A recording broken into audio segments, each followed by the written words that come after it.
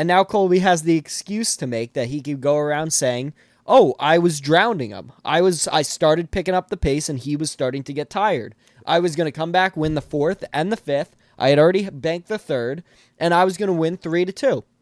He could say that now. Yeah. He could go around telling everyone that. Yeah. What's going on, MMA fans, and welcome back to the Hardcore and the Casual podcast. I'm your host, Justin, and on today's episode, I am joined once again by Elijah. How's it going, Elijah? Going good. I got a bunch of pop-up ads popping up on my computer. I was going to open the show by saying that we are going to be doing our reactions for Colby Covington versus Joaquin Buckley from last week. And then we are going to move into our predictions for Usyk versus Fury happening this weekend. Usyk versus Fury 2. What is with all these pop-up ads coming up on my computer right now?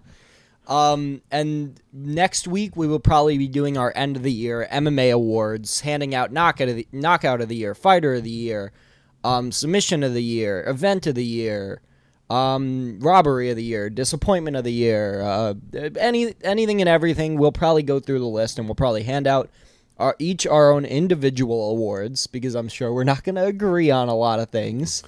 So we're going to hand out our individual awards, each one of us.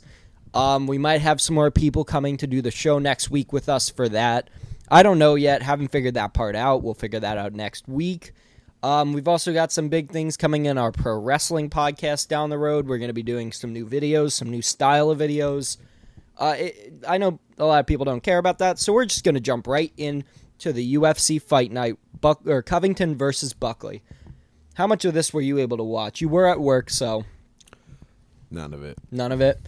All right. Well, I'll hold up the heavy lifting as usual. I didn't watch until the Sean Woodson fight when I started to pay attention a little more. I was watching WWE for the first portion of it. Saturday Night's Main Event was on. We did a live reaction to that. That's probably out on the channel now if you guys want to go check that out. Once again, not a lot of you care, so we're just going to go right back into this. Sean Woodson gets a knockout in the first round over Fernando Padilla. This was the first of many knockouts for this night. When I tell you that I was sitting there watching this card and it was just like knockout, knockout, knockout, knockout. It was like every match was either a fight of the night worthy or a knockout. So Sean Woodson gets the knockout. Then next fight, Joel Alvarez gets the knockout over Declar Klaus in the first round. Then in the next fight, Michael Johnson gets a knockout over Atman Zartar. I was like, whoa, okay. I was like, Michael Johnson still got that power in his hands? Like, what is going on right now? He caught him with like 2 right hands to the chin, knocked him out. By the way, Joel Alvarez, give him a top 15 guy, I guarantee he beats him. I don't know who, like anyone in the top, like from 15 to number like 7, 8, I think Joel Alvarez beats him. Like he has 2 losses to like, I think it was to Arman and to Damir. I think Damir, I forgot his name. He doesn't fight in the UFC anymore, so he doesn't really matter anymore. So his one loss, basically, in the UFC right now is to Arman, who is fighting for the belt. Yeah. So this guy deserves a top 15 opponent. He just put on a performance. Obviously, Michael Johnson's still in the lightweight division, still doing things, getting a knockout over a young prospect, so that's kind of crazy. Moving up to the main card, though, Navajo Sterling, he was the teammate of Israel Adesanya. Yeah.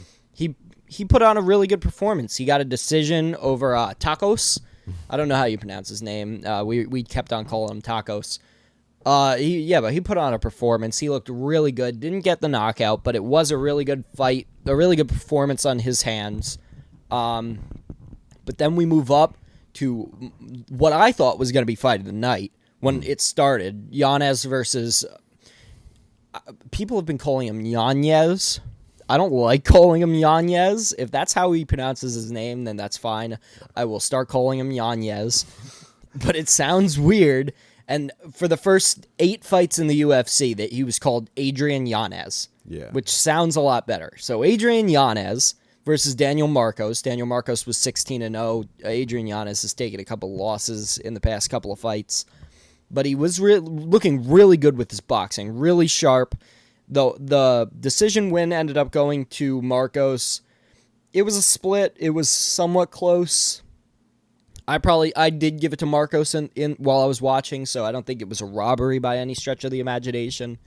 But Marcos seemed to be slowing down in the later rounds. Adrian Yanez seemed to still have that pop later in the rounds. Yeah, I mean, I like Adrian Yanez. He's one of my top guys, one of my favorites, but he can't string together more wins now. Every time he picks up a win, he takes a few bad losses. So Daniel Marcos 17-0 called out Jose Aldo. He might get that fight, he might not. I don't think they're going to give him Jose Aldo. They might. They might. I think he has to fight someone in the top 15 first. He's not ranked right now. I don't know if they're going to give Jose Aldo an unranked fighter. We'll see what goes on with that. He's aging and everything. But like I said, I thought this was fight of the night. Like, when I watched it, it was a really good fight. I was like, oh, what's going to top that tonight? Yeah. We'll get to it. There were a couple more fight of the nights going on this card.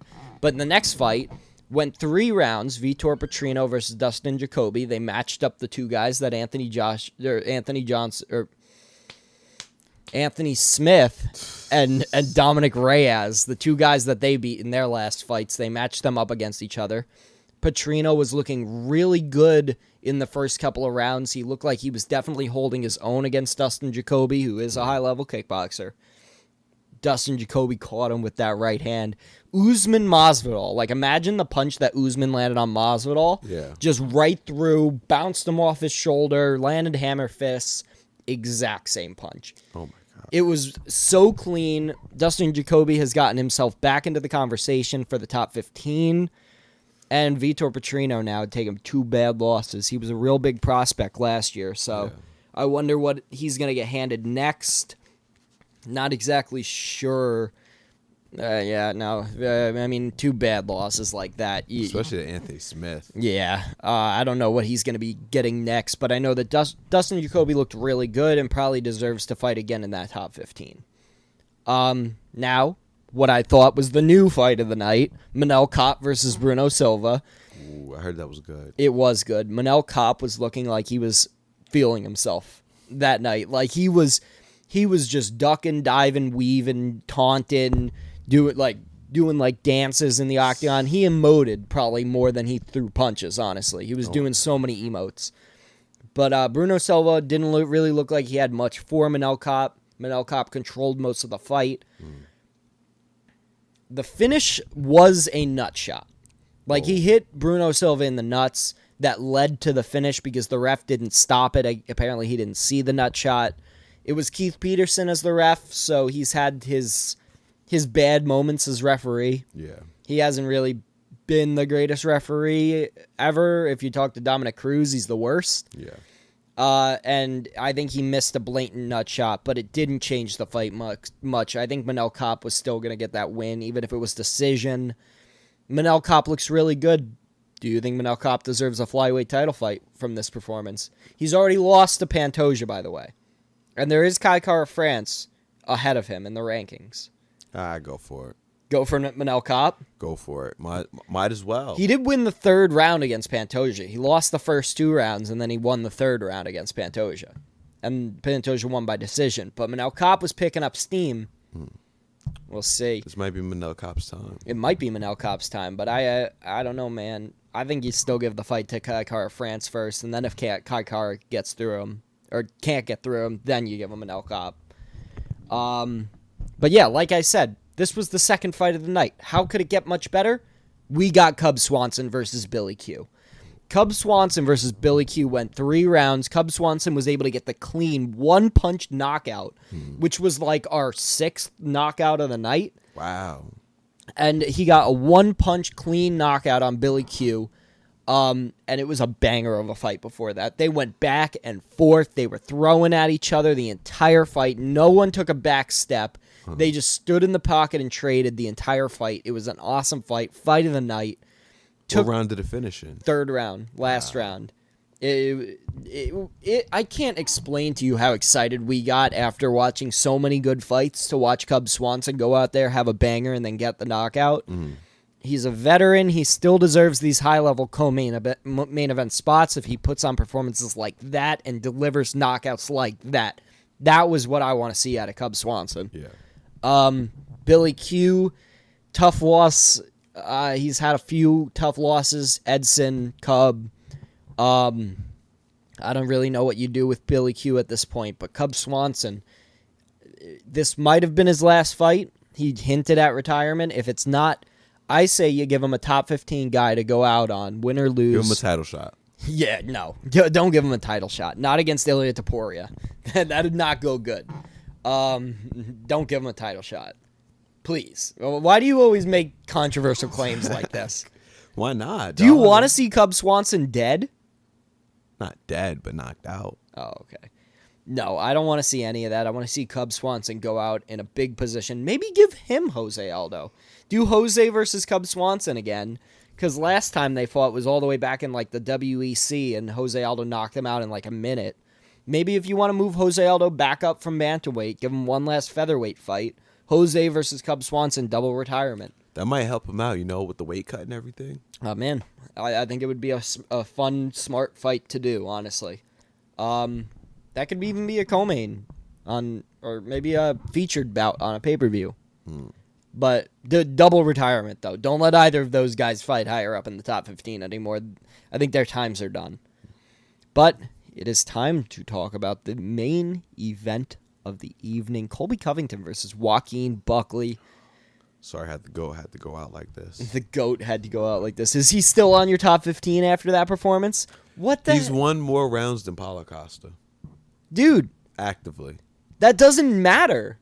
How does that mean he's top 15? He won rounds over Joaquin Buckley. Name one. Second round. Actually, all three judges scored the second round for Joaquin Buckley. And the first. They scored both rounds. They scored both rounds for Joaquin Buckley. You gotta look at the score. He might have been up on the third round. I'm not gonna lie to you. I think Colby, if they let that third round finish instead of stopping it with 12 seconds left, if they let that round finish, Colby might have actually won that round. In my opinion, I think he had enough done in that round to win that round. Yeah. And now Colby has the excuse to make that he could go around saying, "Oh, I was drowning him. I started picking up the pace and he was starting to get tired. I was going to come back, win the fourth and the fifth. I had already banked the third, and I was going to win 3-2. He could say that now. Yeah. He could go around telling everyone that. Yeah. But I think it was a good stoppage. You don't. You disagree. You already said that. Look, if you can't see in the league's bad, the league's bad. But he didn't seem like he was like too far out the fight. He kept on touching it. He kept on playing with it. It obviously was bothering him. And it was right on his eyeball. Like, it was right here on his lid. You don't let that continue. The doctor even said, like, he could lose that eyelid. Like, that is not a good cut to have right in that spot. Yeah. This is, like, the worst spot right here on the eyelid. Like, where your eye is to have a cut. Yeah. If it was on the eyebrow, bad stoppage. The fact that it was literally on the eyeball, that's a good stoppage. Okay, you can't let that continue. He was leaking blood everywhere. There was blood dripping down Joaquin Buckley's knee because of Colby's eye. I don't know, man. Colby did impress me with some things. He hit that like spinning kick, like the 360 tornado kick. That was cool. I thought that was entertaining. He did go out there and control Buckley for the third round. Yeah. That was some good work. Where was that in the first two rounds? Well, it was completely nullified by Joaquin Buckley's strength, power, and agility. So maybe Colby could make the argument he's a 3-round fighter. Wore him out. No, but he still would have lost that fight if it was only 3 rounds, though. No, but I'm saying, was it a 5-round? Yeah, it was a 5-round main event. But I'm still saying he can have that argument that he's only a 3-round fighter. I came prepared for 5 rounds. The cut. Could you see a rematch happening? No rematch. Colby Covington needs to... Does this make Colby Covington lower in rank? Yes. Does it make him... It is Tuesday, my dudes. We can figure out what the rankings are right now. Let's see. You keep on talking, though, about your bullshit fucking Colby Covington top 15 pound-for-pound fighter. I mean, Colby, like, he's not all the way out there. I mean, he could probably still fight Leon and still have the same result. Okay, so Joaquin Buckley moved up to number 6 in the division. Colby Covington moved down to 9. He is now below Muhammad, or no, not Whoa. He's now beneath Gilbert Burns and Ian Gary. Okay. You gotta have good fights with both of those guys. I think him versus Gilbert Burns would be fun. Yeah, it would. Maybe him versus Stephen Thompson. I don't think you have Colby fight any of the new up-and-coming guys, though. Michael Morales, Carlos Pratas. I think those are really bad matchups for Colby Covington at this point in his career. Yeah. Have him fight old name value guys. Gilbert Burns. Give him a Dustin Poirier. Give him a, I don't know, big money fights. I really don't feel like Colby's ever going to make a run for that title again, though. Nah. I Probably go for the BMF. That'd be fun. I mean, Max has it right now. I don't really think Max versus Colby makes sense. It's actually a pretty good fight. I could see them like beefing and Yeah, but they're way too much apart. Max isn't even the biggest 145er. He's definitely not the biggest 155er. I know Colby doesn't fight at like Colby fights at his natural weight of 170, but it'd be really hard for Max to even put on that much weight to even stand a chance. I think Colby would drag him into deep water. I mean, you could do Colby versus Dustin Poirier for the BMF. I think that'd be fun. Colby versus Poirier, Colby versus Gaethje. Because Max Holloway's ranked number 5 in the lightweight. Yeah, I know. And then he should be ranked higher because Gaethje's currently ranked above him, which makes no sense, but oh well. you can't win all your battles. Yeah. I honestly, I think Colby needs to stick to fun fights at this point. No more highly ranked opposition. Despite what you think or your imaginary world that you live in over there, Colby Covington is no longer a high-level competitor. And you could disagree. He's the GOAT. He's not the GOAT. Why do you like Colby so much? Can I ask you that? Colby's one of the best fighters I've ever seen. Was it literally just his fights with Usman being so entertaining? No. I'm just saying he's one of the best fighters I've ever seen. But he got beat up by Usman and Leon. I know, but like I've seen Colby in like person, like in action. Yeah. Like I can just attest for what he's done in the ring. Like, I could be like, okay, he's one of my favorite fighters. I don't know why, but he just dude. But I get to watch Colby Covington fight too. I've seen it like 4 times live on a television. I can tell you he's not the greatest fighter of all time. He's not even top 50 greatest fighters of all time. I think that he is he had a very his title run was more important than Brock Lesnar's. No, it wasn't. He had one interim title and it got stripped after 2 months of holding it. Did you know that? He was still champ. All right. I think we can move in to Tyson Fury versus Alexander Usyk now. I don't really have much to talk about. If you want to go into any detail, you can. I just know that in their last fight, I turned that thing all the way. Yo, how many times am I gonna have heater problems, dude? It's not even that. It's not even that cold in here right now, is it? Nah. I turned that thing all the way down. Whatever. You guys are dealing with the heater this time. I ain't getting up. All right. Usyk versus Fury. Last time, Usyk was able to pick up the unanimous decision win. It was unanimous decision, right? Yeah. He was able to drop Tyson Fury in their fight. I saw something that said that Tyson Fury was coming in here heavier than he was in his last fight. So he's going to be a little bit bigger, a little bit stronger. How do you think that plays out in the fight? Do we want to do our prediction first and then go into how we think it'll play out? Now let's just talk about how it'll play out. We're not making predictions on it? We still are. Yeah, but then won't we know what we're going to say if we start talking about how it's going to play out?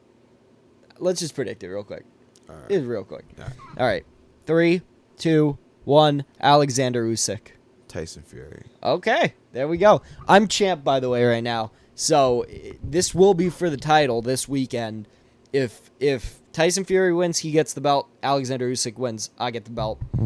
All right, now go into what do you think is going to happen? With everything, with being in the fight, I know that Tyson Fury, every time he fights opponents at multiples, he usually comes out with the win on top.